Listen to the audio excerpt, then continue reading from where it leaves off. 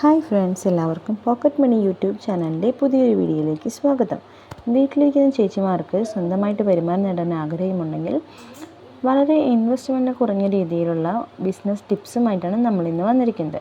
അപ്പോൾ വീഡിയോയിലേക്ക് പോകുന്നതിന് മുൻപ് നമ്മുടെ ചാനൽ ആദ്യമായിട്ട് കാണുന്നവരുണ്ടെങ്കിൽ ഒന്ന് സബ്സ്ക്രൈബ് ചെയ്യാനും തൊട്ടടുത്ത് കാണുന്ന ബെല്ലൈക്കൺ കൂടി എനേബിൾ ചെയ്യാനും മറക്കരുത്. എങ്കിൽ മാത്രമാണ് നമ്മളിടുന്ന പുതിയ വീഡിയോസിൻ്റെ നോട്ടിഫിക്കേഷൻ നിങ്ങൾക്ക് ഉടൻ തന്നെ ലഭിക്കുകയുള്ളൂ.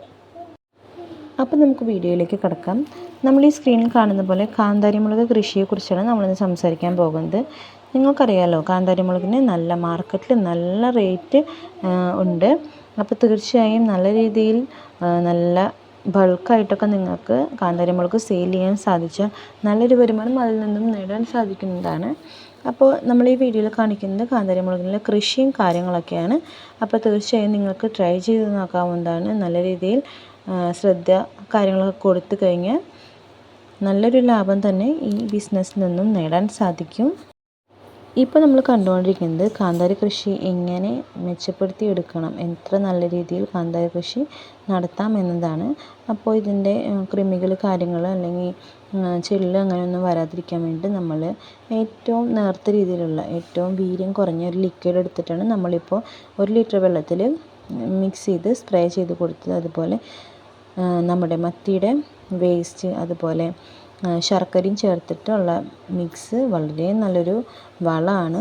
അപ്പോൾ അത് ജസ്റ്റ് സ്പ്രേ ചെയ്ത് നമ്മുടെ കാന്താരി ചെടികളുടെ മേലെയും കാന്താരി ചെടിയുടെ ഉള്ളിലേക്കായിട്ട് നമ്മൾ തേച്ച് സ്പ്രേ ചെയ്ത് കൊടുത്തു കഴിഞ്ഞാൽ വളരെ നല്ലൊരു വളമാണ്. നല്ല രീതിയിൽ തന്നെ നമുക്കിതിന് ലാഭം നേടാൻ കഴിയും. ഒരു കാന്താരി ചെടി ഏറ്റവും കുറഞ്ഞത് 5 വർഷമെങ്കിലും നല്ല രീതിയിൽ നമ്മൾ നോക്കിയാൽ നമുക്കതിൽ നിന്ന് കാന്താരി മുളക് എടുക്കാൻ സാധിക്കും. അതിൻ്റെ കളയൊക്കെ നമ്മൾ നല്ലപോലെ പറിച്ച് കളയണം.